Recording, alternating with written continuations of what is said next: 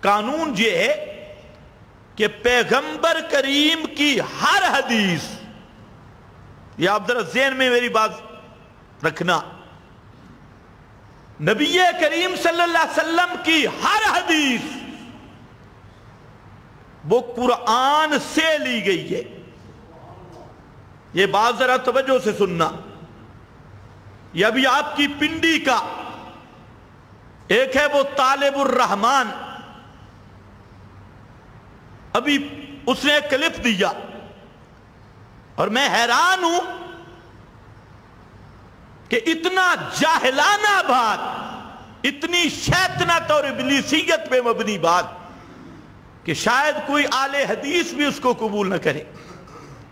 اب یہ اس فرقہ کا بڑا امام، لیکن اتنا بڑا جاہل کیا کہتا ہے؟ کہتا ہے جو شخص کہے کہ قرآن کے مقابل روایت ماننا یہ صحیح نہیں، تو کہتے ہیں یہ منکرین حدیث کا کام ہے۔ پھر آگے مثال لیتا ہے کہ قرآن کے مقابل حدیث حجت ہے۔ لفظ آپ سن رہے ہیں، قرآن کے مقابل۔ پھر اس نے دو ڈشیں رکھی ہے، ایک مچھلی کی ڈش، ایک گدھے کی ڈش، کیونکہ غیر مقلد ماشاءاللہ دونوں استعمال کرتی۔ کہتا ہے یہ گدھے کی ڈش ہے، یہ مچھلی کی ڈش ہے۔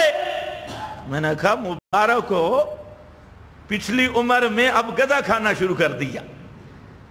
تو کہتے ہیں یہ جو گدھا ہے، یہ مچھلی، اگر یہ قانون ہے کہ قرآن کے مقابل حدیث نہیں ماننی تو پھر گدھے کا گوشت کھانا پڑے گا۔ یعنی ایسی جاہلانہ گفتگو کہ کوئی ریڑی والا بھی نہیں کر سکتا جو اس طالب الشیطان نے کی ہے۔ اور میں نہیں سمجھ سکتا کہ کوئی اہل حدیث اتنا الو کا پٹھا جاہل ہوگا جتنا یہ ہے۔ اس کا تو انشاءاللہ علاج آئے گا، اس کا بھی اب قسمت کا ستارہ گردش میں ہے، اس کا ہم جائزہ لیں گے عید کے بعد۔ لیکن ذرا بات ذہن میں رکھ لے، قرآن کے مقابل، پھر کہتا ہوں طالب الرحمن جرأت کر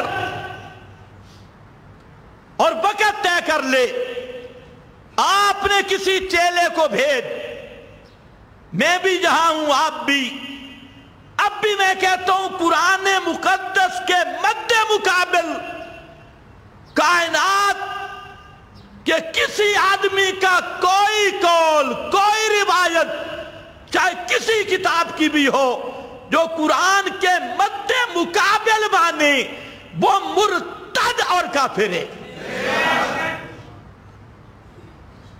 کر ہمت، بڑھیاں لا تیری منجیاں بھی ٹھوک کے دے ماں، تاکہ منکر نکیر آسان رہا میں۔ شرم نہیں آتی ان لوگوں، قرآن کے مقابل۔ باقی رہ گیا گدھا، وہ قرآن سے بھی اس کی حرمت ثابت کروں گا، حدیث سے بھی ثابت کروں گا۔ اور رہ گئی مچھلی، مچھلی کا حلال ہونا قرآن سے بھی دکھاؤں گا، حدیث سے بھی دکھاؤں گا۔ یہ مثال تو تب دیتا کہ قرآن کہتا گدھا حرام ہے اور حدیث کہتی حلال ہے، یا قرآن کہتا حلال ہے اور حدیث کہتی حرام، تب مقابل بنتا تھا نا۔ یا مچھلی کے بارے میں قرآن کہتا حلال، حدیث کہتی حرام، تقابل تب بنتا تھا جبکہ گدھے کو قرآن نے بھی حرام کہا، حدیث نے بھی حرام کہا، مچھلی کو قرآن نے بھی حلال کہا، حدیث نے بھی حلال کہا۔ دکھانا میرا کام ہے۔ جب قرآن و سنت دونوں ایک مسئلے پہ متفق ہیں تو طالب الشیطان صاحب پھر تقابل کیسا ہوگا؟ پھر یہ ڈشیں تجھے مبارک ہو، ان کو کھاتا رہے۔ اس لیے یاد رکھو، پیغمبر کا فرمان وہ قرآن سے ماخوذ ہوگا۔ اب یہ ہے نا، آپ کے سامنے یہ بخاری سے پیش کیا، اب یہ حدیث آئی کہاں سے؟ قرآن پاک سے.